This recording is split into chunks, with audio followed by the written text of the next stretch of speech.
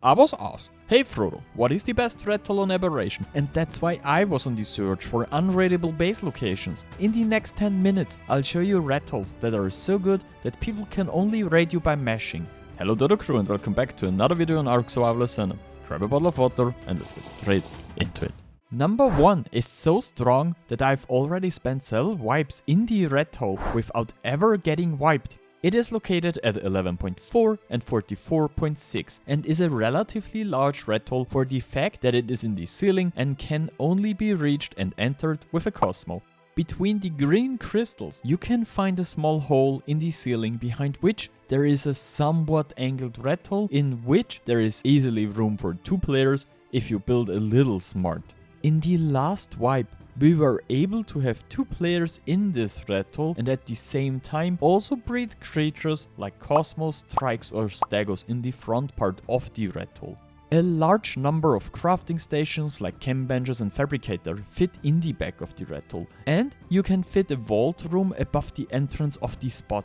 The vault room is best built in a way that if someone tries to raid the rathole, the walls would simply drop on their head and block the entrance. It's super easy to defend this entrance with a few turrets, and because the rathole is a little remote, the terrain underneath it is a bit harder to build on. This means it's pretty difficult to build a proper FOB next to the rathole, which makes it much easier to defend. Even though the rathole is a fair distance away from resources like metal, you can farm the Carcinos under the rathole for polymer, and close to the overworld exit nearby, you're able to get a ton of keratin.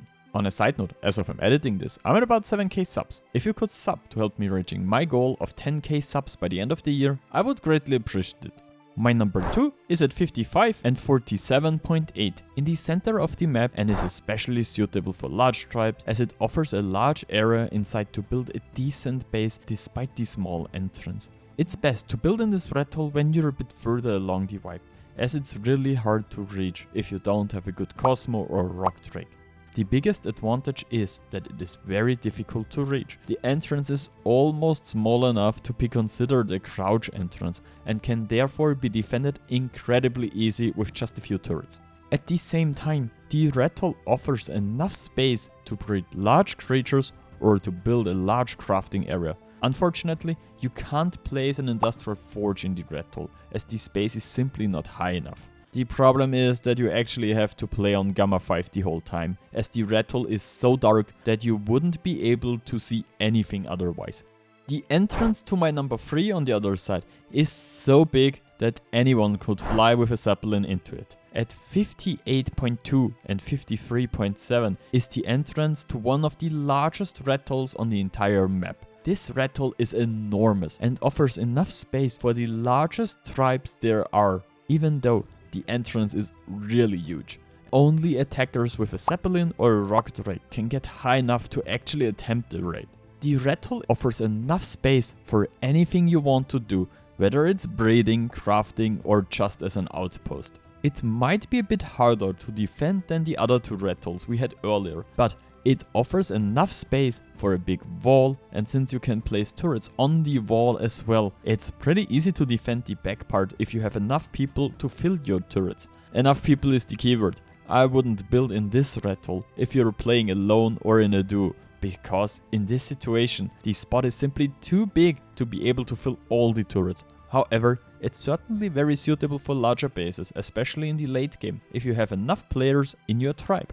The special advantage of ratholes on Aberration compared to other maps is simply the fact that you have a complete non-flyer zone on Aberration. This fact alone, that you can't bring flyers onto this map, is so strong that most ratholes are not easy to raid by default. At the same time, ratholes in the blue or purple zone are much stronger than on other maps due to the environmental influences such as trippy mushrooms, radiation or the fact that Reapers spawn after a certain time, making raiding on Aberration a hell. Okay, rathole number 4 is straight up insane. Even though it has 2 entrances, they're on the same side, are incredibly small for how big the rathole is, and are well shot by all turrets facing in this direction. It is best to build cliff platforms at the back of the rathole, so that there is enough space for turrets at the front. At the bottom of the rathole there is enough space for all kind of creatures, whether there's stegos, trikes, gigas or even karchers. It might be a bit harder to defend than the first two ratholes, but it offers enough space to place a ton of turrets on the wall, and it's pretty easy to defend the back part if you have enough people to fill your turrets. It's also big enough to set up industrial forges, which make this rathole especially good if you farm metal on Aberration and then teleport the metal into this space. I wouldn't want to raid this rathole. As an attacker, it is incredibly hard to build a FOB nearby, and without rock drakes or zeppelins, it's almost impossible to raid this spot if tech turrets are already standing. Number 5 is a rather small rathole in the east of the green zone. It is located at 30.9 and 62.1 and is ideal for a small base for a single player. Unfortunately, it is not more than a small solo base, but if you make enough space with foundations, you can easily build the most important crafting stations, cryofridges and storage in the rathole. There should be room for a row of chem benches, and if you want, you can easily melt metal in this rathole. However, it is probably best suited for the early game. Unfortunately, the rathole doesn't go very deep into the wall, which means that it's easy to shoot rockets into the hole once the turrets on the wall are empty. Not far from location number 5 is the 6th rathole. In the tree in the center of the map at 33.1 and 55.9, there are several hollow branches in which you can easily hide a small base for a tribe of 1 or 2 players. Rathole number 6 is located in the east of the tree and is a branch in which you can easily build a base with a few foundations. This spot is especially good in the early game, where you can make good progress without being disturbed by other players.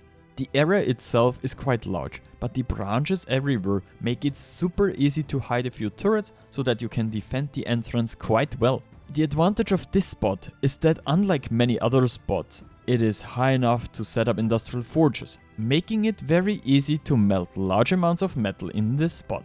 Unfortunately, it's not wide enough for breeding, so you'll have to decide whether to build a farm base or for breeding creatures. Number 7 is the best rathole on this list in my opinion. Located at 47.6 and 18.4 and is near the portal spawn in the green zone at the edge of the map just below the world border. The entrance is relatively small and well hidden behind the large leaves of the plants on the wall, and a little tricky to get into because of the world border. The easiest way to get into the rathole is to fly very close to the world border and then fly along the wall into the spot. Otherwise, you may not quite hit the hole and glide past it. If you place a few turrets here on the wall, the location is already extremely well defended, as it is very difficult to find a good spot from which to start a raid. In terms of size, it is in the medium range. It is not extremely large, but still big enough to get everything you need in the course of a wipe. This spot is perfect for 2 to 3 players and can be used for the whole wipe, as it is the perfect size to build a crafting area, breed creatures and build a decent defense at the same time. Number 8 is a small spot at 28.1 and 27.7, which is ideal for an early game base. A few players have enough space here at the beginning to farm and prepare for the first raid, or to get everything ready before moving to a larger spot. Unfortunately, the spot is not high enough, which means that other players can simply soak your turrets and build themselves into your spot at the same time. It is probably good enough for farming or hiding temporarily, but if you want to survive longer, you should consider looking for a better spot, as you're well hidden here, but once you've been found, you're sure to be attacked quite quickly. Theoretically, you could breed stegos or other creatures in here, secure loot or build a crafting area. You would have enough space for that, but unfortunately this spot is really easy to find and I wouldn't store too much in here. Number 9 at 53.3 and 41.9 is more exciting again. This spot is located diagonally in the ceiling and offers enough space for a relatively large base in which 3 or 4 players can safely breed creatures or simply craft stuff. As the spot is located in a relatively dangerous area, it is unfortunately not suitable for the early game, as you already need to have a rock drake so that you can get in and out of it easily. Speaking of rock drakes, if you want to know how you can easily get rock drake eggs in the first 10 minutes of a wipe, just watch the linked video. You have enough space in this rathole, and if you build here in the late game, then nobody wants to raid you, because it's just not worth it. The ground is unfortunately a bit sloping, but with a little patience and imagination, you can build a large base here and use the constructs in front of the entrance for your defense. The 10th spot is again a spot that lies diagonally in the ceiling and offers enough space for a relatively large base in which 3 to 4 players can safely breed creatures. The walls around this rathole can be used to place a large number of turrets, and there is enough space in the rathole to build either a large crafting area or for a breeding pen. Unfortunately, there is not enough room for both. The spot is big enough for 2, 3 or even 4 players and can be used as soon as you have rock drakes to get to the hole. I really don't want to raid this rathole. As an attacker, it is incredibly hard to build a FOB nearby, and without rock drakes or zeppelins, it's almost impossible to raid this spot if tech turrets are already standing. I hope you liked this video, and I'm thrilled to read if this video has helped you. Hit the like button, leave a comment below for the algorithm, and consider subbing to the channel. Alright, Frodo.